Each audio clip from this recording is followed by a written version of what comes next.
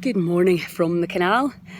A nice rainy day. It's getting a bit colder for sure, but it's actually quite nice. I like that when you get that buzz. The cold creeps in and gives you that like instant, brings you back to life.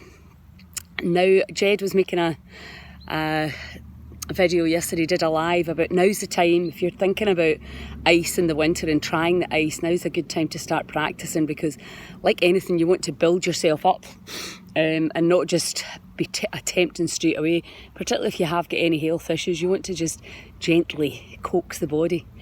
But anyway, today, trust. I was thinking about, the difference between people who are brought up in the city and brought up in the country.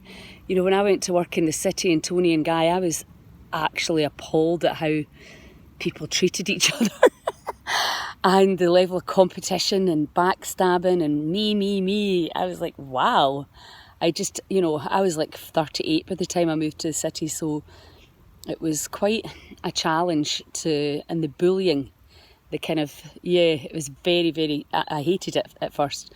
And then obviously, like most things as humans, you kind of get used to it and you learn to manage it. And I suppose when you're living in the country, you're much more in connection to nature. Everybody knows everybody goes to the same schools, cafes, pubs. There isn't the same sort of hierarchy. And I think the problem is, for most of us that are naive, is that we believe that within the hierarchy, whether you're judging people by their level of education or the amount of money that they've got or the title that they hold, we give away our power and we assume that people that are in higher up in our perceived hierarchy we can trust them.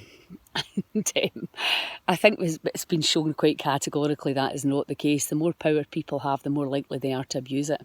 And if you look around, it's everywhere, the abuse of power. And it's a challenge to think, I feel if you want power, you probably shouldn't be given it.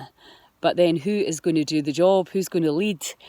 Who's going to stand up for the rights of the people that don't have a vote? Because they only really care about people that vote, can vote, and that are actually participating in the bloody economy, which we absolutely need. I think if money becomes tight and food becomes short, we could see a whole level of interest change in the public eye. Anyway, that was my observations today, was the difference in the city and the country people, and how we give our power away, and we assume ultimately it doesn't matter what your title is, your wage bracket, or how much money you've got, or your education level. It's about what's in your heart. And are you part of a community? And are you a good, helpful part of the community? Because we thrive in communities. We know that now. Community and altruism heals the body. And could this separation that we have created with our minds and our egos be causing a lot of our dis-ease? I think that's a simple fact. It's obvious when you look around.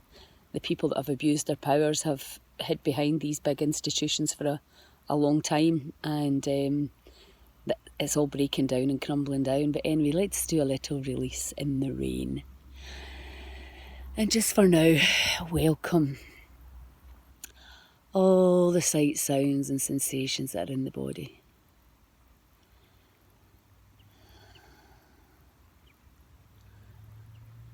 Just feel what's there. Welcome it and just let it go.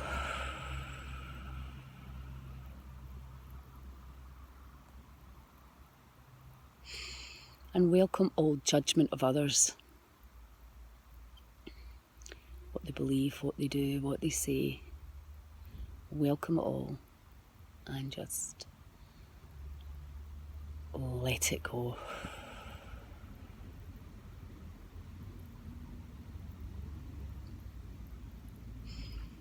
And welcome any wishing it was different. And any trying to figure it all out. Welcome all of that and just let it go.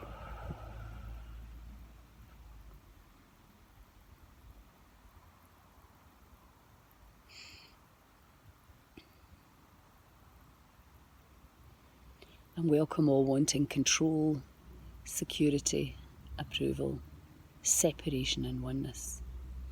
and just let it go.